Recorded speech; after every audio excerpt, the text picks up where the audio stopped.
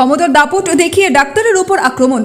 ঘটনার বিবরণ জানা যায়, গতকাল রাত্রিবেলা 11:30 সময় ভগবাননগর জেলা হাসপাতালের কর্তব্যরত চিকিৎসক MBBS ডক্টর রূপক দাসকে মারধর করেন। এই ঘটনার খবর পেয়ে উনকোটি জেলা হাসপাতালে ছুটে যায় কৈলাসহর থানার বিশাল পুলিশ এবং TSR বাহিনী।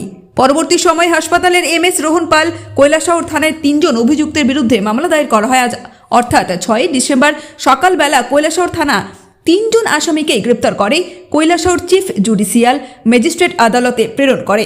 খবর লেখা পর্যন্ত গ্রেপ্তারকৃত আসামিদের জামিন হয়নি। অভিযুক্ত 3 জনের নাম যথাক্রমে শ্যামল দাস, রঞ্জিত দাস, সন্দীপ দাস। জানা যায়, শ্যামল দাস ভারতীয় জনতা পার্টির প্রাক্তন জেলা সহ সভাধিপতি। বর্তমানে 3 জনই শাসক দলের দাপুটে নেতা বলে জানা গেছে। MS এর অভিযোগ মূলে মামলা রেজিস্ট্রি হয়, যার নম্বর Kailashahar police station 118/24 under section 121/132/1510/3 BNS। এবারে আপনাদের শোনাবো উক্ত ঘটনা ফোনের মাধ্যমে কি বললেন ভগবাননগর জেলা হাসপাতালের MS ইনচার্জ রোহন পাল। আচ্ছা, ওই যে কালকে যে ঘটনাটা ঘটছে, FIR তো আপনিই করছেন।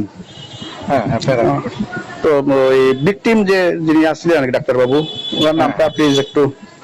রূপক দাস। রূপক দাস, তাই না? কি স্পেশালিস্ট? তাই না MBBS doctor, GDMO, general duty medical officer.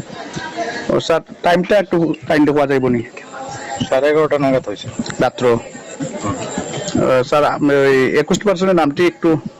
21% নাম আপনার FIR এ দেখা লিয়ে। ও FIR দেখছি স্যার, আমি একটু কনফার্ম হয়ে যাই আপনার কাছ থেকে। শ্যামল দাস, রঞ্জিত দাস, সন্দীপ দাস। হ্যাঁ, থ্যাংক ইউ স্যার।